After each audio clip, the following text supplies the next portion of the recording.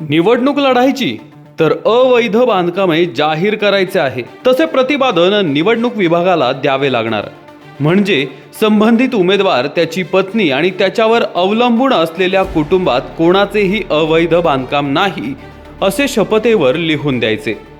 महानगरपालिका, नगरपालिका, नगर परिषदा आणि ग्रामपंचायतीलाही हा निर्णय लागू राहणार. आणि जर का त्या लोकप्रतिनिधीचे अवैध बांधकाम असेल तर तो अपात्र ठरणार आहे. शंतनू नांदगुडे यांनी दाखल केलेल्या जनहित याचिकेवर उच्च न्यायालयात निवडणूक आयोगानं ही माहिती दिली. मुळात अशा प्रकारे अवैध बांधकाम असेल तर नगरसेवक अपात्र ठरणार ही तरतूद अगोदरच कायद्यात आहे. आता उमेदवारी अर्ज भरताना प्रतिज्ञापत्रच द्यावे लागणार आहे. प्रश्न असा आहे की आजवर अशा तरतुदींची प्रत्यक्ष अंमलबजावणी किती झाली आहे? अशा प्रकारचे आणखी काही नियम, तरतुदी आहेत की ज्याचे पालन केले नाही तर नगरसेवक अपात्र ठरतो. अवैध बांधकाम असेल तर तो 101% अपात्र ठरतो हे सर्वांनाच माहीत आहे. त्याशिवाय तो उमेदवार महापालिकेच्या कुठल्याही परिस्थितीत मिळकत कर थकबाकीदार नसावा. तो किंवा त्याचा कोणही नातेवाईक म्हणजे पत्नी, मुलगा, मुलगी, भाऊ, बहीण असे रक्ताच्या नात्यातील कोणीच ठेकेदार नसावा. उमेदवारावर कुठल्याही प्रकारचा गुन्हा सिद्ध झालेला नसावा. तसेच त्याला 3 अपत्य नसावीत. अगदी पिंपरी चिंचवड शहरापुरता याचा विचार करू. अवैध बांधकामे असलेले मागच्या म्हणजे 2012 ते 2017च्या पंचवार्षिकमध्ये किमान 40 नगरसेवक होते. 2007 मध्ये सुद्धा असे अवैध बांधकाम मालक असलेले अर्धे म्हणजे 60 ते 65 नगरसेवक होते. अगदी गेला बाजार 2017 ते 2022 मधील 5 वर्षात सुद्धा अनेकांच्या कुटुंबाची अवैध बांधकामे होती. प्रशासनाकडे सगळे रेकॉर्ड होते, पण एकही नगरसेवक अपात्र ठरला नाही. कायदे नियम हे फक्त गरीब आणि सामान्य नागरिकांसाठीच असतात. अवैध बांधकामे असणाऱ्या नगरसेवकांना एकदा नोटीस दिली आणि तारीख पे तारीख करत 5 वर्ष काढली. सगळी मिलीभगत आहे. न्यायालये, कायदे याचा धाक राहिलेला नाही. तमाम राजकारणी हेच कायदे मोडून पळवाट काढतात. अगदी अलीकडचे ताजे उदाहरण घ्या. आमदार अपात्रतेच्या मुद्द्यावर विधानसभेचे अध्यक्ष सर्वोच्च न्यायालयाच्या न्यायमूर्तींना ऐकत नाही किंवा कानाडोळा करतात. तिथे बाकीच्यांची काय स्थिती? जात दाखला बनावट असल्याने खासदार नवनीत राणा यांना अपात्र ठरवण्याचा मुद्दा 5 वर्ष कोर्टात आहे. खोटे कुणबी दाखले देऊन निवडणुकीत जिंकले. महापौर, स्थायी समिती अध्यक्ष इतकेच नाही तर पुढे आमदार, खासदार झालेली उदाहरणे याच शहरात आहेत. कायद्यापुढे सर्व समान वगैरे तत्वज्ञान आपण पाजळतो, पण व्हीआयपींसाठी कायदा किंवा नियम नाहीतच. हेच आजचे सत्य आहे. अवैध बांधकामात पिंपरी चिंचवड शहर राज्यात अव्वल आहे. त्याचे प्रमुख कारण तेच आहे. लोकप्रतिनिधींचे बंगले, इमारती, चाळी अवैध आहेत. शहरातील 6 लाख मिळकतींपैकी किमान 2 लाख मिळकती अवैधमध्ये मोडतात.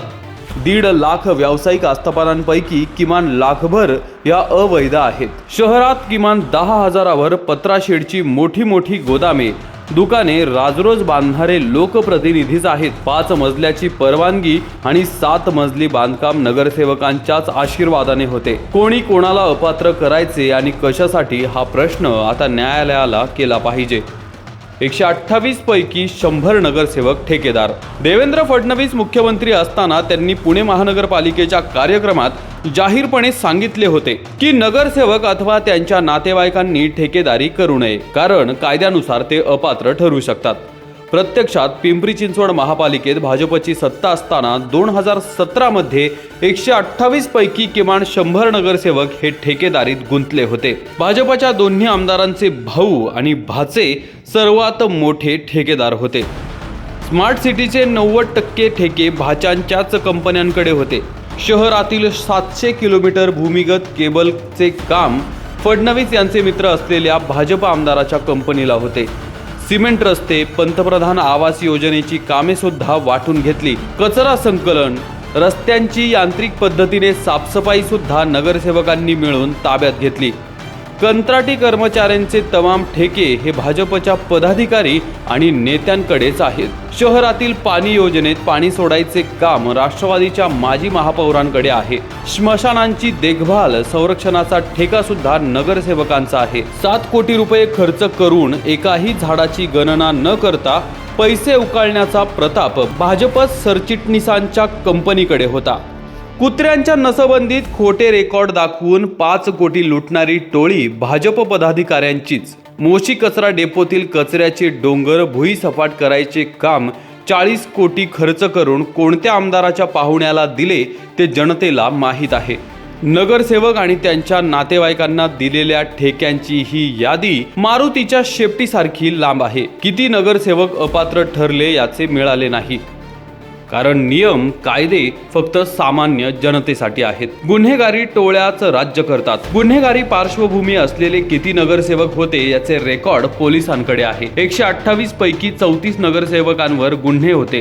प्रतिज्ञापत्र भरून सर्व रेकॉर्ड नील असलेले 3 खून केलेले खंडणी मधील उमेदवार सुद्धा नगरसेवक होते. राजकारणाचे गुन्हेगारीकरण करणारे मंत्री, खासदार, आमदार हेच सर्वप्रथम दोषी असतात, पण ते कुठेच सापडत नाहीत. गुन्हेगारांच्या ताब्यात असलेली ही एकमेव महापालिका होती. ज्यांनी भंगार चोरले आणि कंपनी लुटली तेच स्थायी समितीचे अध्यक्ष म्हणजे तिजोरीचे मालक होते. टोळी युद्धातील नामचीन गुन्हेगार इथे नगरसेवक होते. महापालिका सभागृहात पिस्तूल घेऊन येणारे पुरुष नगरसेवक होते. त्याहीपेक्षा महिला माजी महापौर होत्या हे इथले वास्तव आहे. सार्वजनिक शहरातील भूखंड लाटणारे नगरसेवक आणि त्यांचे पित्ते हे या शहराचे खरे मोठे दुखणे आहे. महार वतन, देवस्थान वतन, गायरान जमिनींचा फडशा पाडणाऱ्या बदमाश राजकारण्यांच्या टोळ्या या शहरावर राज्य करतात हे कटू सत्य आहे. चिंचवडच्या मोरया गोसावी देवस्थानचा भूखंड तिथल्या महाराजांना पिस्तूल लावून बळकवणारे या शहराचे नेते आहेत. प्राधिकरणाचे रस्ते विकणारे इथले नगरसेवक आहेत. नदी नाले बुजवून जमिनी तयार करणारे इथले सार्वजनिक कार्यकर्ते आहेत. तेच पुढे पैसे वाटून मतांची खरेदी करून नगरसेवक होतात. अवैध बांधकामांना संरक्षण मिळावे म्हणून 2-3 कोटी खर्च करून महापालिकेत नगरसेवक व्हायचे आणि कायद्याची वळकटी करायची हा धंदा तेजीत आहे. अशा परिस्थितीत कुठला कायदा आणि कुठली ती तरतूद? कोणी कोणाला घाबरत नाही. कायदा ही फार दूरची गोष्ट झाली. या शहरातील 450 वर 18 वर्षांच्या आतील मुले अट्टल गुन्हेगार झालीत, कारण हे चोर, बदमाश, राजकारणी. शेकडो बेरोजगार तरुणांना आणि हजारो कुटुंबांना या टपोरींनी अक्षरशः नासावले. पोलिसांची सगळी यंत्रणाच हतबल आहे. अवैध बांधकामांचा धंदा करणारे भ्रष्ट प्रशासन प्रशासकीय राजवटीत 1.5 वर्षात किमान 25 ते 30 कोटींचा मलिदा कमावून बसले. अवैध बांधकामांवर कारवाईसाठी जे 150 अभियंते भरले होते ते बीट निरीक्षक लाखो रुपये लाच घेऊन गबर झालेत. उच्च न्यायालयाच्या डोळ्यावर काळी पट्टी बांधली आहे. उच्च न्यायालयाच्या न्यायमूर्तींना हे कळविले पाहिजे. अवैध बांधकामे हा आता अर्थकारणाचाच नाही तर राजकारणाचा आणि तमाम राजकारण्यांच्या जिव्हाळ्याचा विषय झाला आहे. प्रतिज्ञापत्रावर लिहून देणारे 60 ते 70% अपात्र होतील इतके हे गंभीर आहे. आता काळ हेच त्यावरचे उत्तर आहे.